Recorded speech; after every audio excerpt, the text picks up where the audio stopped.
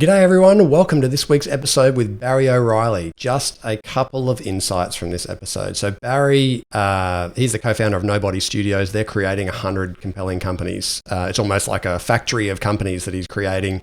He is an author and a contributor on innovation to MIT Sloan Management Review. He's faculty at Singularity University. He's authored multiple best-selling books. Anyway, knows his stuff when it comes to innovation. We have a great conversation today about three big things. The ownership economy, which is, I guess, kind of the intersection between the way the world of work is changing and how people want to make contributions to work.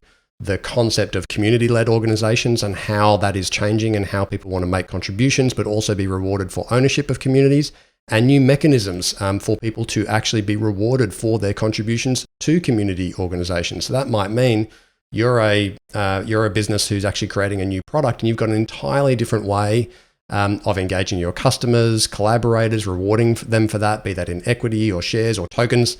There's some really fascinating stuff. So this is the interplay between the way the world is changing, the interplay between that and all of the Web3 technologies, so cryptocurrencies, NFTs, the metaverse, smart contracts that sort of form part of NFTs, and a few others. So our exploration today is really about you might be in a traditional industry, but today is about what's coming next and what are some of the megatrends that you might really want to be thinking about as a business owner so that you can really take advantage of that as it emerges. And right at the end, we also talk about fear, because fundamentally as business owners, particularly when we talk about scary technologies that we don't understand, fear gets in the way. So we have a great conversation about fear, how you get past fear, and some stories in and around that. You're going to absolutely love this episode, so get amongst it. Enjoy.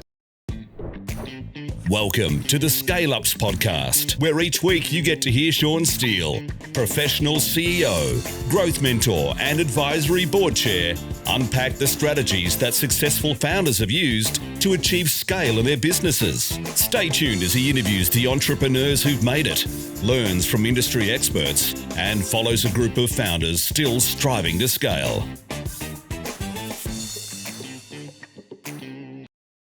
G'day everyone, and welcome to the Scale Ups podcast, where we help first-time founders learn the secrets of scaling so they can fulfill the potential of their businesses, maximize the impact they can create in the world, and make bigger decisions with greater confidence. I am your host, Sean Steele, and today I have a very special guest for you, Barry O'Reilly, co-founder of Nobody Studios, founder of Barry O'Reilly LLC, your consulting business, and of course has a whole bunch of things that happen under there, and host of the Unlearn podcast. How are you today, Barry? Great, Sean. Thanks for having me on. Mate, it's a pleasure to have you here. A pleasure. Maybe, Barry, I might kick off with a bit of background on you to save you talking about yourself. After several startups, you've kind of shifted towards company creation, and you've been working on this intersection between business model innovation and product development and I guess org design and cultural transformation. And through this process, you've authored a couple of bestsellers, Lean Enterprise, which is how high performance organizations innovate at scale, and then Unlearn, Let Go of Past Success to achieve extraordinary results. And you write a lot, you contribute to The Economist and Strategy in Business and MIT Sloan, which actually I think it might have been MIT Sloan where I first came across you, because I did get amongst MIT Sloan. You're a faculty at Singularity University, which a bunch of my friends have been to and said was just absolutely transformational in terms of their thinking. And you've co-founded Nobody Studios with a mission to create 100 compelling companies over the first 5 years. How many years into Nobody are you? Yeah, we're sort of 18 months in. So we got 3 companies moving last year, got currently 8 in production, hopefully have 14 by the end of this year. So awesome. Lot going on. Yeah. I love the concept of having 8 in production. Like that, from a factory, it's like, hey, if we can get to 100, this has to be a system. That's very cool.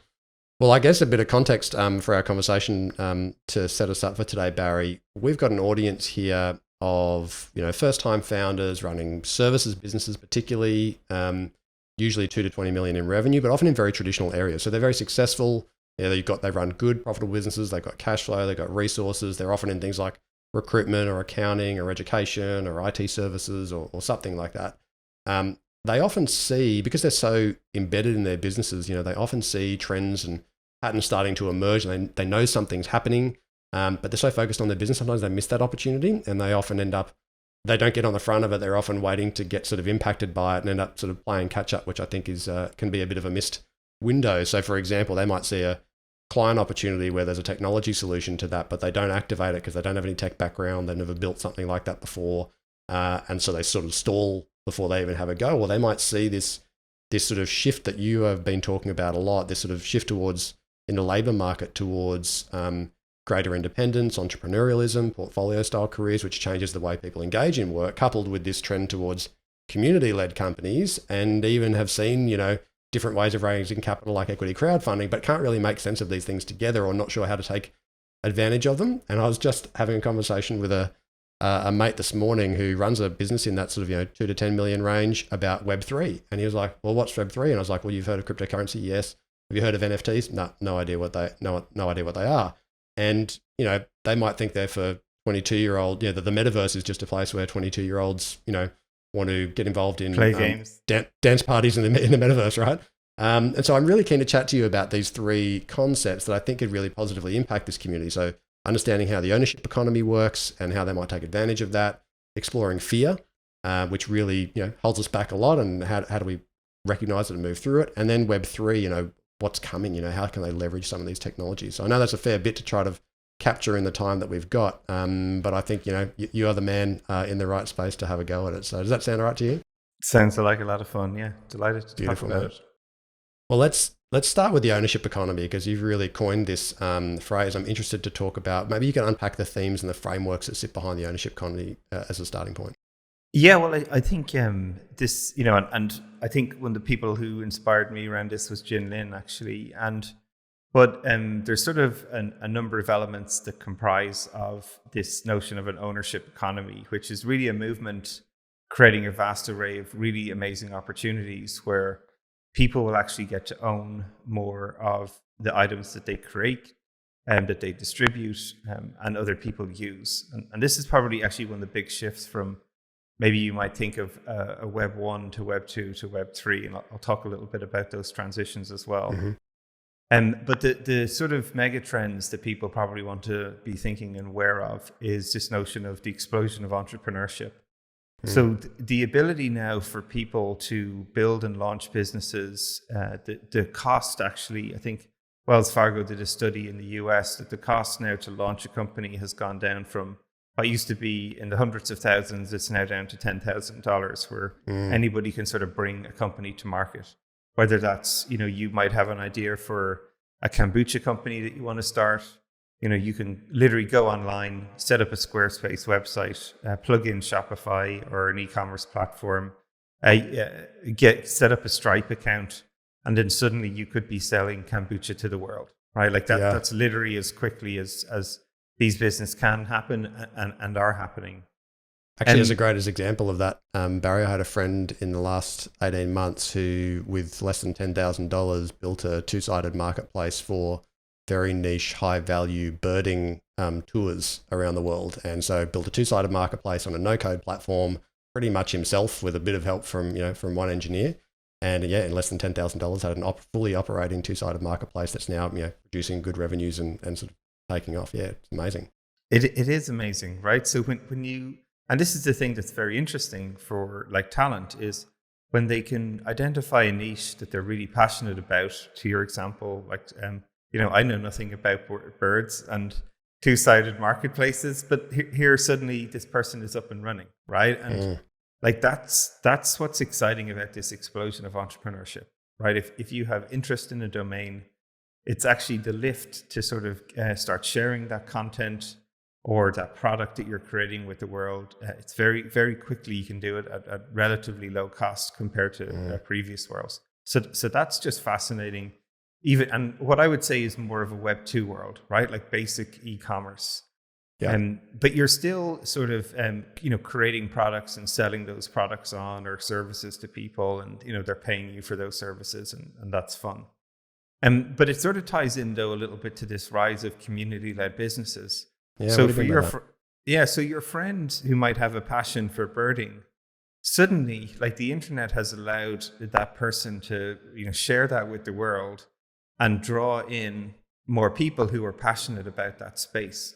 Whether for me, it might have been the kombucha company, but for your friend, it's the birding company.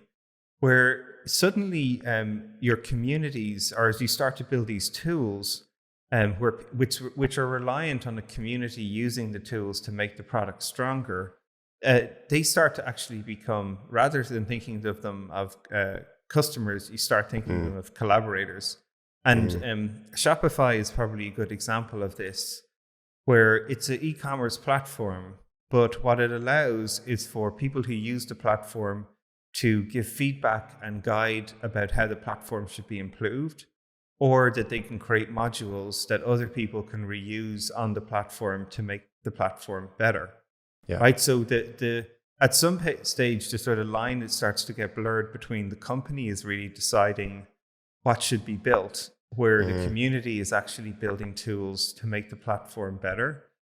And that's a really fascinating way of this shift away from thinking of the people outside your company as just customers and you sort of dictating what you think the market wants, to actually building systems where the market is self-organizing and they go to places where their voices can be heard, where they can contribute to the notion of that company, like a Shopify, and it sort of improve, right? Like the platform improves, they can do more commerce there, it makes it better.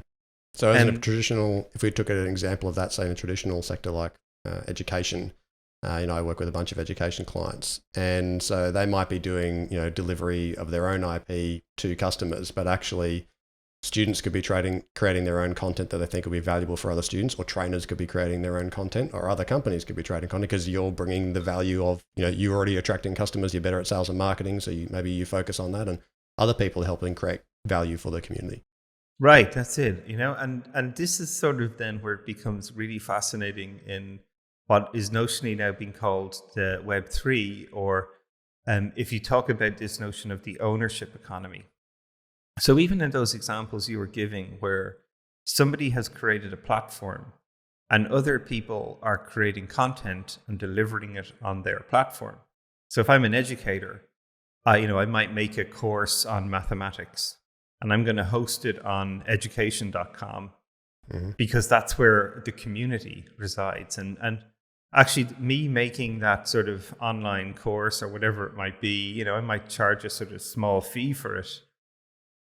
But, it's really the platform that makes the most money out of these things, right? The creators are building the content to get exposure, and they might see a small amount of revenue from it, but the lion's share of the revenue goes to the platform.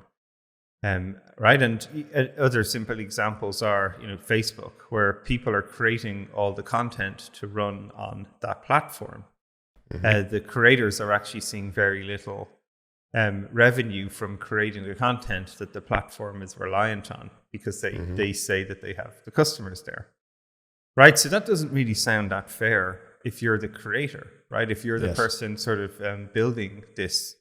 And I think that's where you start to see this shift in the ownership economy, is that people want to have more ownership of the content or the IP that they're creating.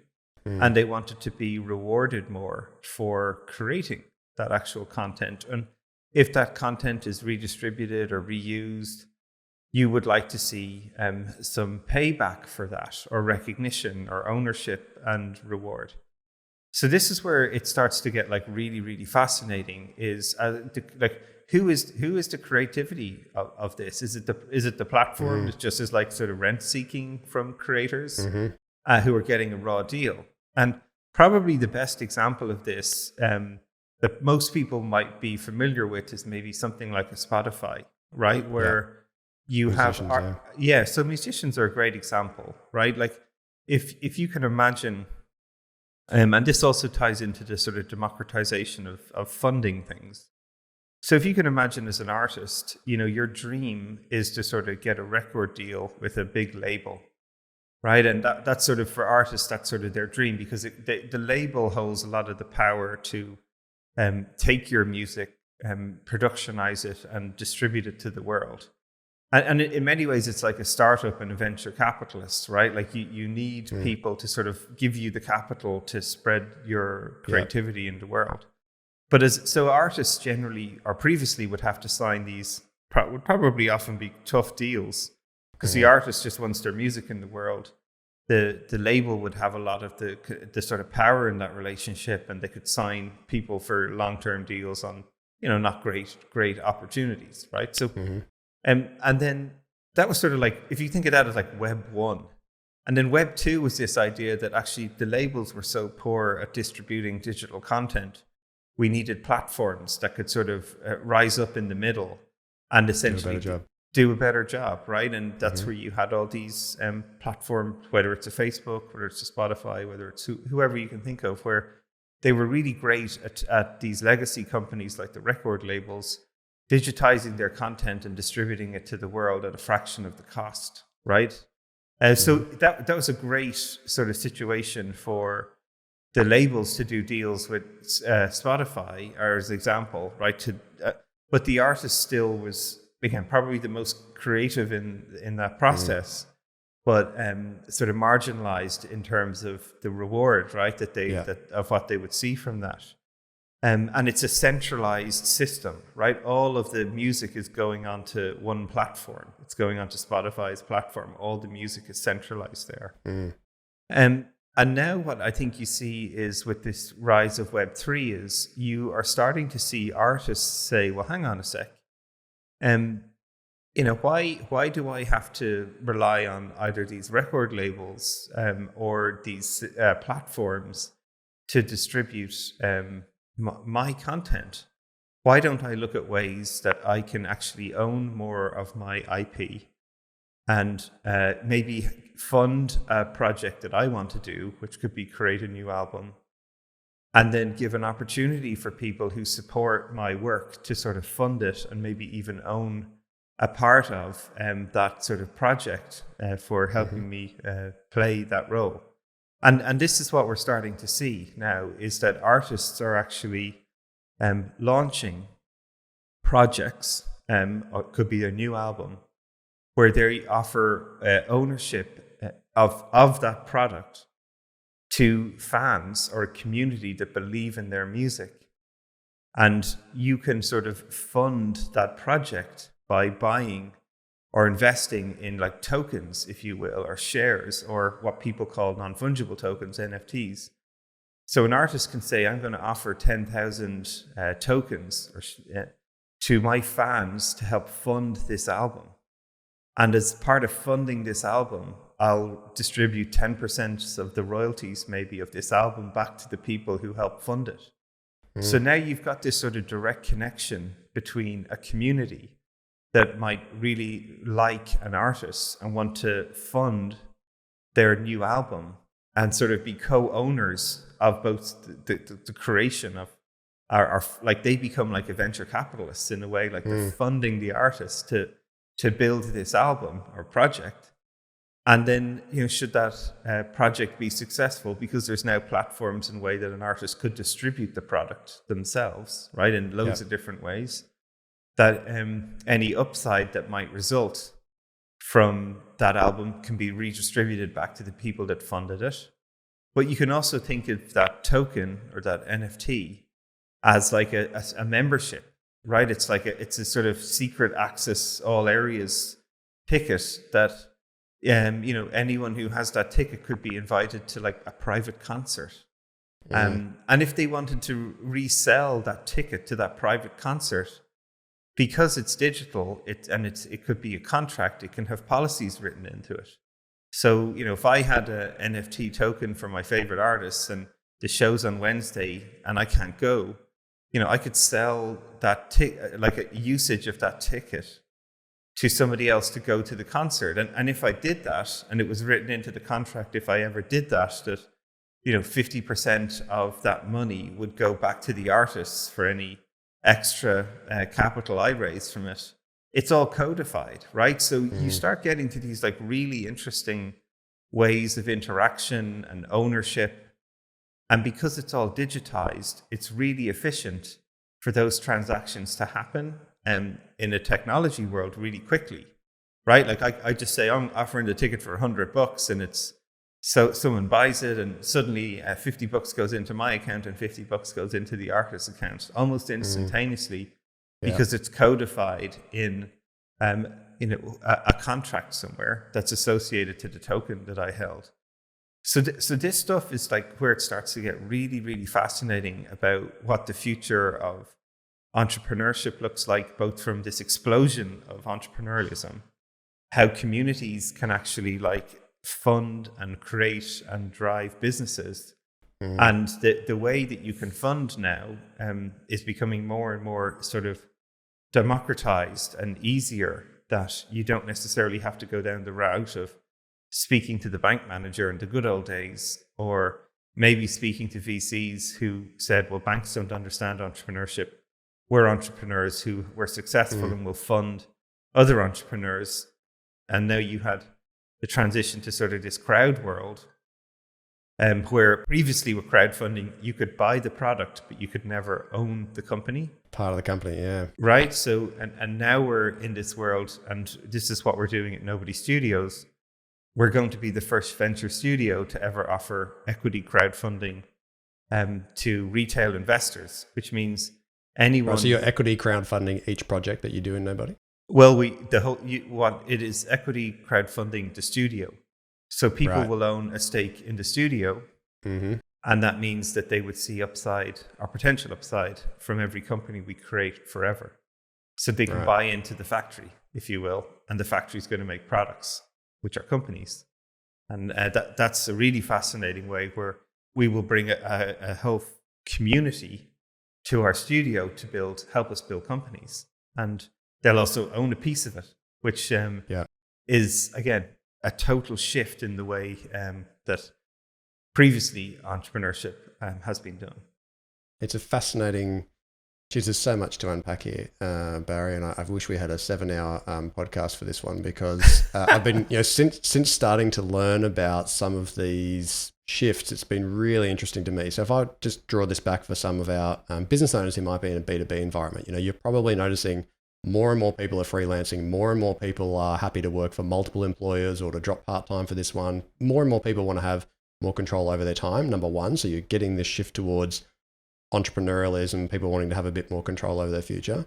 You've got this drive towards no longer just community participation and collaboration, like we've seen on the Salesforce App Exchange, as an example. You've got lots of other people creating apps that sit on the App Exchange and make the whole community richer, and they obviously get some benefit from that. But a shift towards people actually wanting to have a greater sense of ownership. And I couldn't agree with you more. This whole world of Web3, NFTs and smart contracts, which is what you've been talking about before. And for those people who haven't understood NFTs or smart contracts, we can't do a full episode on those. And I would strongly encourage you actually to listen to some of Barry's back catalogue on the Unlearn podcast, because he interviews lots of people that unpack a lot of these concepts. But it really started to excite me when I started to think about the possibilities for those who have, for those who are likely to transact with customers or have stakeholders involved, where they actually end up with a fair bit of loyalty. Because to your point, you can create attachments in a digital sort of format to people having a completely different way of interacting with you from the way that they express that loyalty. So to your point, I've watched Gary Vee, for those who know Gary Vaynerchuk, big sort of marketing guru, and a few years back he got into NFTs, and I've watched some of Gary's NFTs where he's selling access to premium experiences. Okay, so he has this digital artwork that you can buy an NFT to, but if you buy that artwork, you then, to your point, you get an access to his conference, which I think is happening in the last couple of days. Actually, his first big sort of VCon, to a live conference. Or you can buy an NFT that gives you premium access to him, so you can work out with Gary Vee and his personal trainer for an hour, or you can go with Gary Vee to a basketball game, and he's actually codified that in a digital format. And to your point, if you resell that, he's going to get a royalty from that. One of the things that interests me is I think then about the equity crowdfunding side. And I speak to a lot of people in education. So I take a typical business in, say, international education. They have students who have parents who have a very strong vested interest in the success of that student in your organization. Those parents could make very interesting potential equity investors because they want to see you succeed.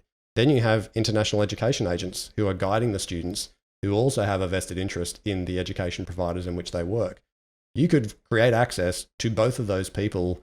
You could create access to equity in the organization through an equity crowdfunding raise. Now you're going to have not just customers or suppliers or partners But because they've got a vested interest, their desire to become advocates for you and to refer people to you and really get behind you and help you develop your business, not in a transactional way, but in like, we want to see you succeed. We succeed if you succeed. So let's do it together. Let's figure out how we can help you shape your strategy. Like, it's such an interesting way to sort of level up the engagement beyond collaboration, and to create incentives. One of the things that I've been thinking about is where in other sort of B2B environments this might apply. Because I think about last week we had on the show Brad Beer. Brad Beer is the CEO of BMT Tax Depreciation. You probably won't know that brand, but it's the market leader by probably 10 or 15 times the next closest competitor. So they do they've done 700,000 tax depreciation schedules for investors. Now they would have 2 million. There's probably about 2 million property investors in Australia, and the vast majority who've done a tax depreciation schedule have done it with BMT. And they have this, that they're only transacting, every now and again. But for those investors who know they're going to be going back to BMT and maybe want to see some improvements in service and so on, if BMT was looking to raise some capital that wasn't their own cash, they've got at least 700,000 customers that they can actually go to. They've already got a big following. And the way that they can engage those individuals from an equity crowdfunding part becomes interesting, to engage them through NFTs. And correct me if I'm wrong, Barry, but my understanding of the smart contracts is then any behavior that's theoretically captured, that can be captured digitally, can form part of a smart contract. So if you said, hey, we're going to make 10,000 tokens available for our audience, you're Brad from BMT, we want to make 10,000 tokens available.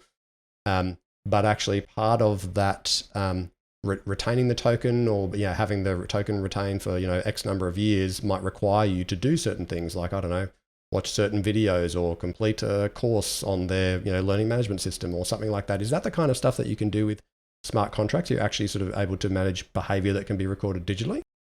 Yeah, so like that's the power of like the observability piece, right, of what we're doing with this type of technology. The examples you give are really interesting, right? So if you think of analogies are always a little bit dangerous, but they're helpful, right? As we sort of go through them. And like what you're describing there, this notion of almost like a certification in a way to sort of say to people, if you're going to own or be part of this community, there's sort of expectations that go along with that. And this is very natural in many communities, as you described, like a YPO or EO, like you've got to attend 6 out of 10 sessions that are available, or you need to do this modules or some exam every 6 months to show that you're active, right? Like every professional accreditation, like you're an accountant or you're a company director and you've got to retain your professional development, you've got to log in, you've got to do so many points, blah, blah, blah. Yeah, like all of these things, though, they are ways to sort of recognize contribution, right? Or that you are active, and if you are inactive, and the terms of your contract, whatever the contract might be, are not held up. Sure, you could be penalized for that, right? And like you say, because these things are codified digitally, and that you could monitor, has somebody logged on to the application and completed the 4 modules, and like that starts to bring the efficiency into this world, right? Is that you don't have someone with a clipboard ringing like 10,000 members to say, hey, Barry, have you done your 4 modules this year? No, have you really? Come on, I've looked at the website. I can't see you've logged in. So that's where you start to get some of these real efficiencies, right? About how you can orchestrate large amounts of people to be governed in a way that they have agreed to in a digital way, right? Like that is super, super fascinating. And it doesn't sort of end there, because the whole notion about what's most fascinating in many ways for me with you've talked about people having a portfolio career. I'm a huge believer in that. This is the future, that rarely will people just work for one company 100% of their time. Most people are already doing side hustles. It's sort of like our natural, especially entrepreneurs, right? Like they don't, the thought of committing to one thing for like 25 years to try and turn it into a unicorn is like, forget it, right? Like, that's why so many of them invest in startups once they get their business up and running, because they want to have fun, right? They want to explore intellectual curiosity, right? So it's innate in us as humans. So I think you'll see more and more people want to contribute to lots of projects, right? And in the Web3 world, a project, you can think of it almost like a company, or it's a construct, right? Where people come together to work on an area that they're interested in, whether it's kombucha making, bird making. I think one of the most exciting, fun sort of Web3 projects is one called Pizza DAO, which is all people who love pizza in the world. And on Saturday is like their official, annual party where people are going to create pizzas, like a global community of pizza creators. So there's fun stuff happening, right? But the thing is, once you start to become part of these communities or these groups, is that there's ways then that you sort of earn, or you're recognized for your contributions. Right. And most of us in the world are sort of familiar with this sort of work to earn model, right? Which is like your standard full-time work. You show up, you get a salary, you get paid, right? Like it's pretty straightforward transaction. Then other things like contribute to earn is probably a little bit different, right? It's a bit like a bounty.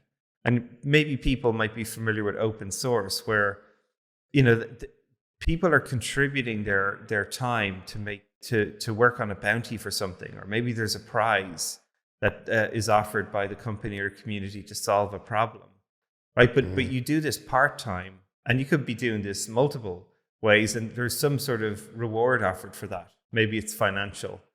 But what gets really interesting in this sort of Web3 world is the reward is that they give you more tokens, right? Or shares, or ownership of the entity for contributing to things. Right. And so there's loads of ways you can earn. Like you could invest to earn. Some people might just buy tokens and sit on them because they want to be part of the community. Some people might buy in, but then they want to, they love Pizza DAO. So they're offering like 5 new pizza recipes a week. And for contributing those new pizzas, they get a token for every time they offer a new pizza recipe. Right. So they're sort of like, it's like a game. You start leveling this stuff up. Right. And or maybe you could be creating to earn, like building a whole new, new set of asset, or part of the organization, or building something even more in the community where you start to actually, own more and more of it. Or what you're seeing in the gaming world, it's people get paid to play. If you play the game, you're getting your people are getting points or tokens or shares, right? So it definitely ties in my 2 teenage boys, I can tell you. It's Barry, I'm thinking straight up. I'm just thinking, practical examples in the world of people who might be, accountants or service providers or someone. Let's take a service provider. Okay, they do IT services. They see a project that they see a customer with a problem, and they don't have all the time in the world to solve. Maybe they don't have the cash flow to solve it. They don't have all the skills to solve it. I can imagine this is an opportunity to essentially create a new entity. So it doesn't mean that everybody's getting a stake in the full business, but those people who are going to contribute to the stake of the project, you might contain that in its own company, so it's building its own IP. You've got somebody might be providing capital, somebody might be providing development skills, somebody might be really good at working with customers, and they come in and kind of really seek to understand the customer needs, and a product's getting created, but you've got those contributors with the opportunity to get sort of ongoing benefit from their creation. And again, they might all be doing it in sort of part-time. It's not like, we have to go and find a VC to capitalize a new company, or find some investment from somewhere, or take on some additional debt, capitalize a new company, get a bunch of full-timers, and then get going, and maybe we'll give them some kind of incentive. It's like, no, like allow them to create with you, but make sure they get the benefit of doing so. Yeah. And it's not a conventional model, right? Because the way we've been conditioned is that companies create and own, and they have customers that they sell to, and maybe they have a good relationship with the customer, and they give them some feedback, right? And but still, all of the wealth is ultimately concentrated around the company, And then even in the company, the wealth is generally concentrated around the senior leadership team, and especially the ownership of the company, right? Like, and like, there's sort of like this sort of, people aren't inspired by that anymore, right? They want to be recognized for their contributions or work on things. And this is like the great resignation sort of thread, right? Like, people want to work on things that they're passionate about and that they have ownership in, that they're creating. Way more ownership than typically has been offered, right? So cash is not that exciting. And this is probably, for some people listening to the show, are probably sitting there going, well, like, what? But like, cash is not exciting for most of the up and coming generations, right? They don't crave items. They don't crave having like the dream sports car or the beautiful house or like that is not necessarily what people crave. They crave meaning, they crave contribution, community. These generations favor collaboration so much, and great collaboration.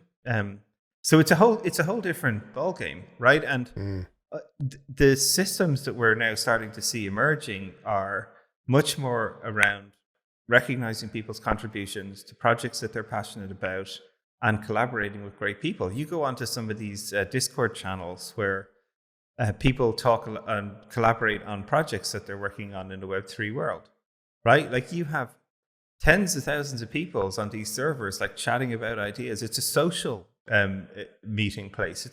It's totally Barry, for those unfamiliar.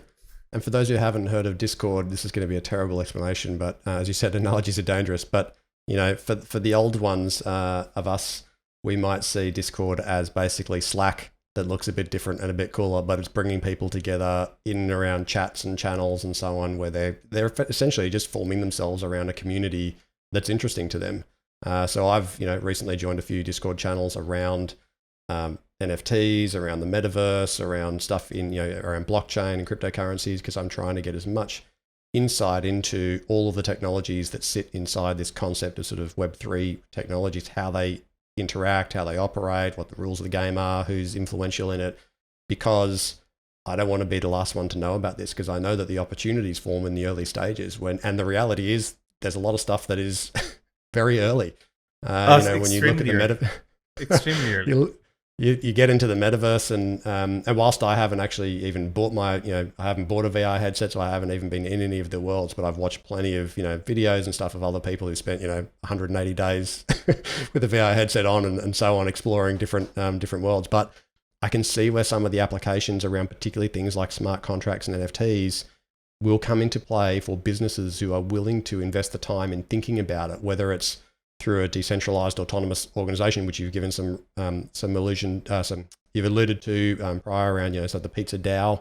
So a DAO, we won't do a full unpacking of DAO, but to your point, that's that sort of autonomous organization where the contributions by the individuals to a part of that community are getting recognized, to your point, through tokens or shares or some sense of ownership because they're contributing to the way it runs. And it's not run by a management team where everybody else it's not run by three people who are making all the decisions.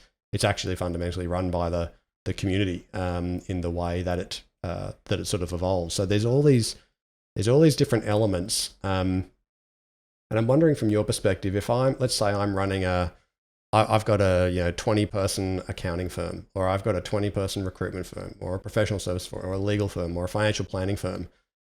Where do you think in those sorts of situations, they're in pretty typical industries, relatively traditional, and they're thinking, how do I leverage this stuff, out of NFTs, which obviously relate to the blockchain in terms of the way that the transactions and everything are stored and the smart contracts that support them, the metaverse, decentralized autonomous organizations, out of all of these different kind of Web3 technologies, or out of this sort of rise towards community-led organizations, portfolio careers, and I guess equity crowdfunding, or changes to the way that people can raise capital and fund projects. Where do you think the more interesting opportunities are in, say, the next 18 to 24 months? That if you are one of those people, you'd be starting to invest your time in some learning, maybe to your point, unlearning some things before you get there, and recognizing there's going to be a whole bunch of stuff you have no idea and you have to do a lot of digging to get there. But where would you start, and where do you think some of those opportunities are in those traditional sectors?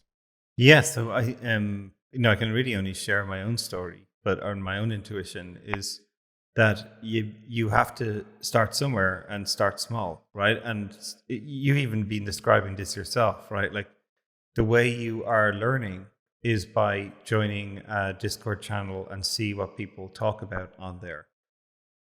Understand, if you want to understand what a cryptocurrency is and how you can use it, or what's involved in even purchasing or getting access to cryptocurrency, the only way you can do that is you have to start, right? You have to start, right? Yeah. And it's really important to say, like, because the problem at the moment, and it's really important, like, none of what we're sharing is investment advice, first of all.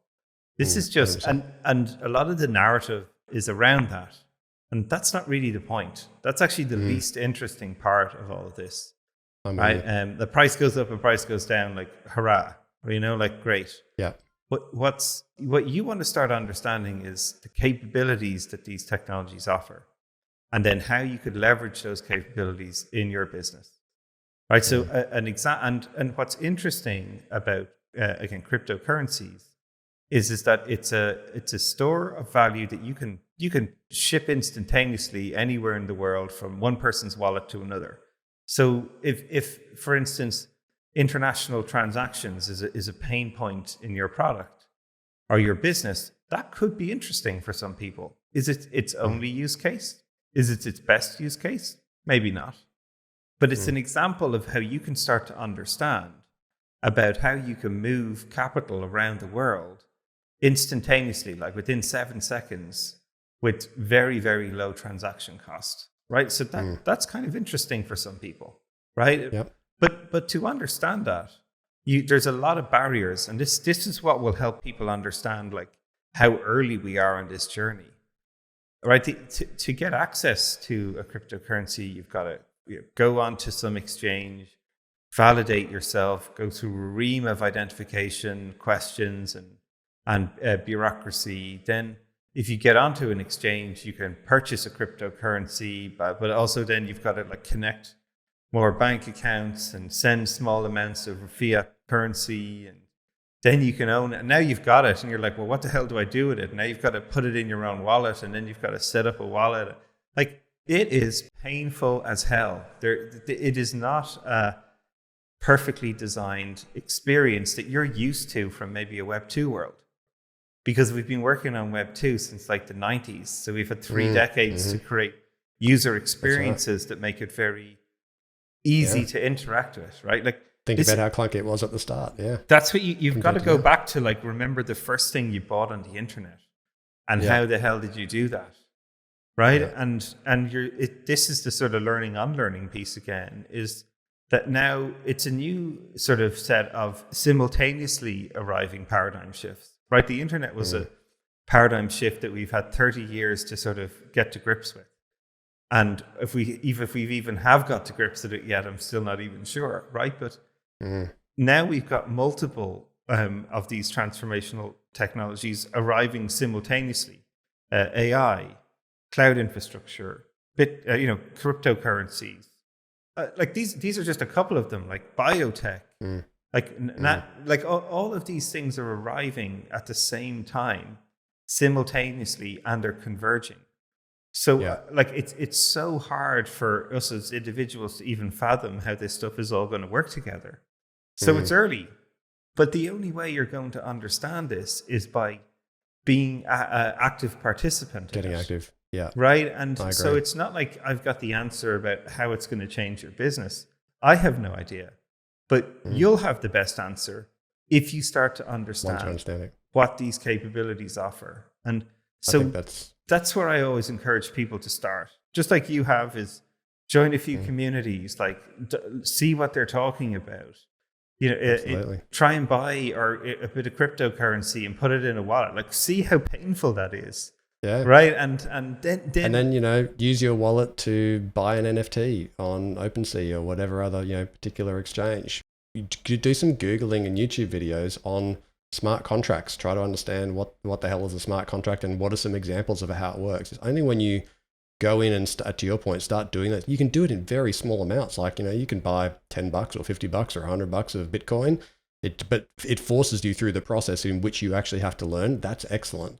Buy your first NFT. That forces you to go and actually have a look at NFTs and understand how their platforms work and understand all the different currencies that are being used and what's the difference between WETH and ETH when you're looking at a cryptocurrency. There's all of these things you're not going to learn just by passively watching something and doing nothing with it. Like anything, you actually just have to get involved in it.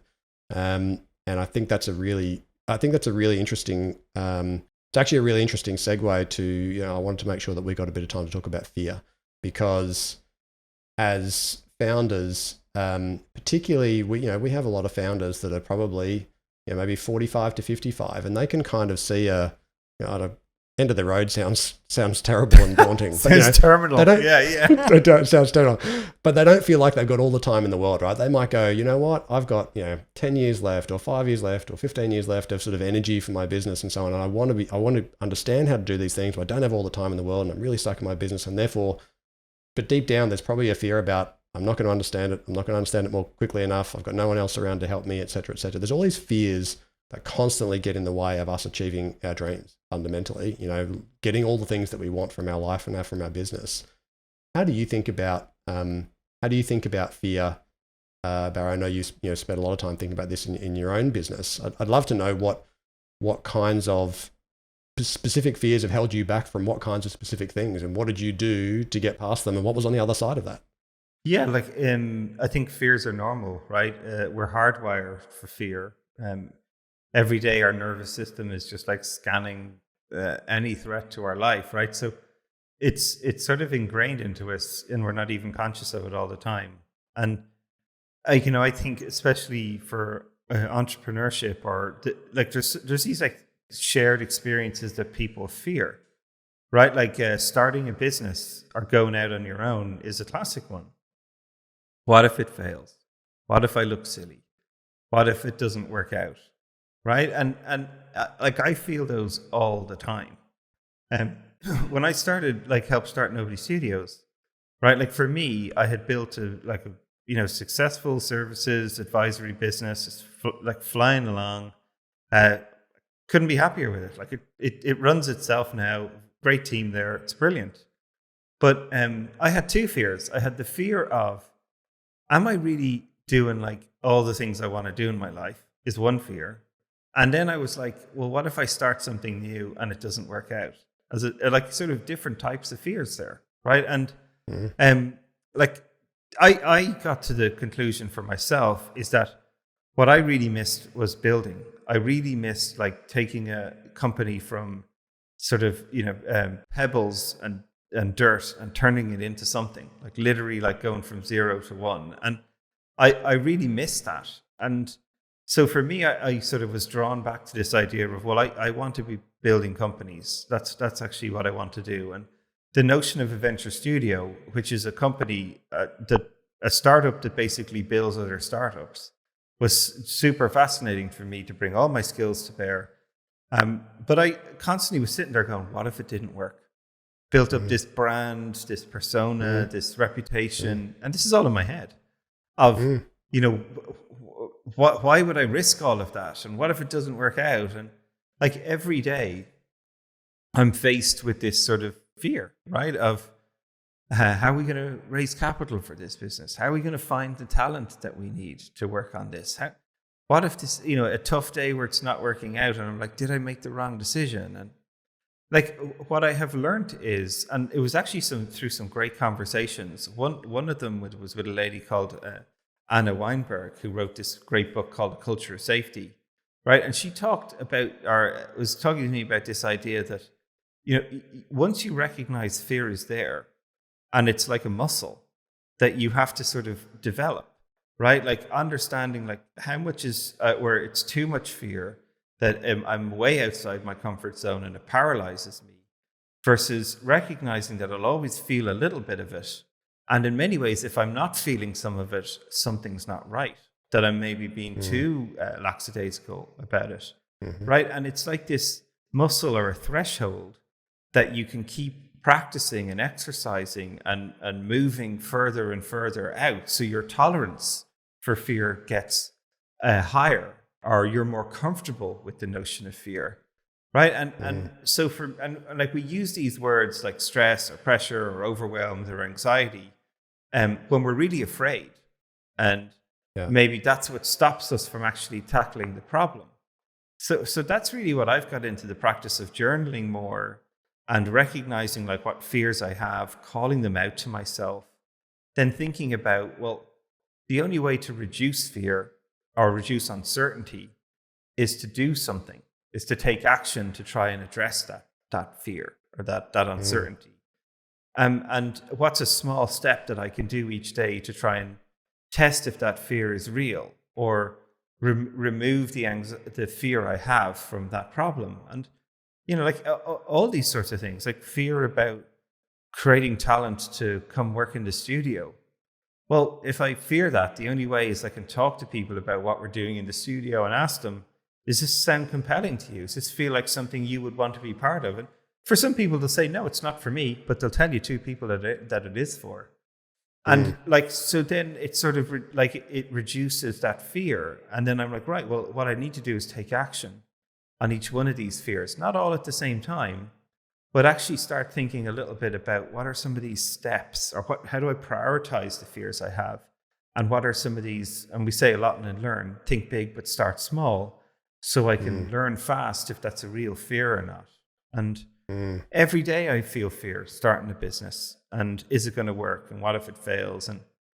But it's kind of funny, the most inspirational and highly engaged blogs I ever write or shows I ever do is where I just tell people like how I'm getting on trying to start this business, the successes and the failures. And I guarantee you my inbox is full the next day going, good on you, keep going, don't, like, I know I've been there. It's just all encouragement, and that again reduces fear, because you're like, wow, maybe I'm not the only one feeling this, it's other people. And I think that's really important. I love that.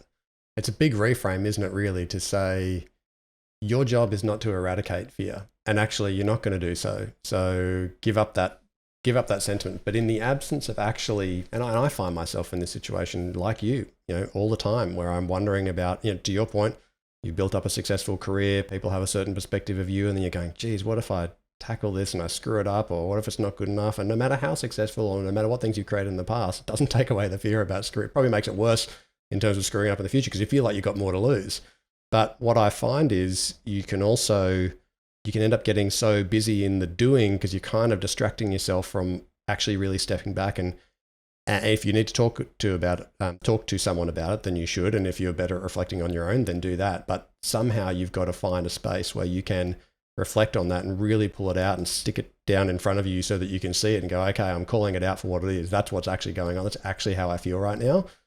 So to your point, there's always going to be some steps you can take without taking the major risk that you are worried that is going to blow up in your face. There's always a lot of steps before you get to that stage. So what are the 2 or 3 things that I could do that actually don't increase that risk whatsoever, but may actually reduce my fear about that risk, because I'm going to get a bit more feedback. And okay, maybe I've made the wrong decision, maybe I'm going in the wrong course, but I'm not going to know that unless I actually take some actions towards it and increase my capacity to be okay with feeling that fear and actually still move forward anyway. Right on.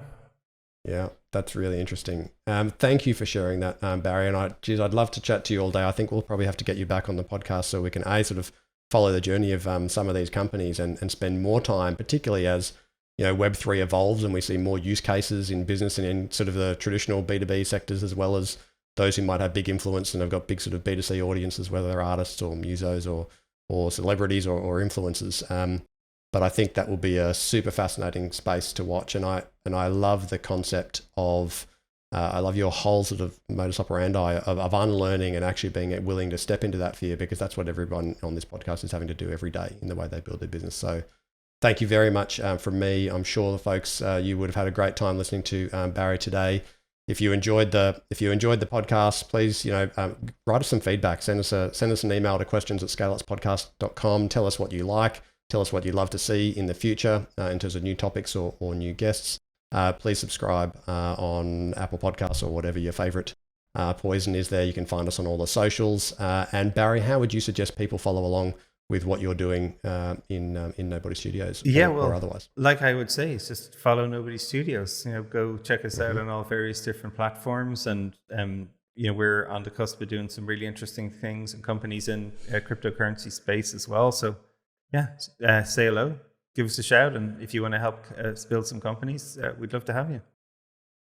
Beautiful. Well, thanks for sharing your time with us today, Barry. You've been listening to the Scale Ups podcast. I'm Sean Steele, and I look forward to speaking to you all again next week. Thanks so much, Barry. Pleasure.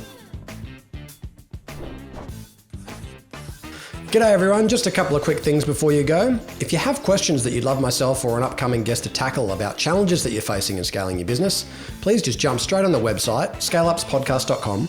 You can record your message straight from your mobile by hitting the button on the right-hand side of the page, or you can just email them the old-fashioned way, questions@scaleupspodcast.com. And just a quick reminder, nothing we spoke about today constitutes financial or business advice. If you are considering making big decisions in your business, seek out a professional who can look at your situation in detail and make sure you're getting sound, personalised advice. Thanks for listening. Look forward to being back in your podcast feed next week.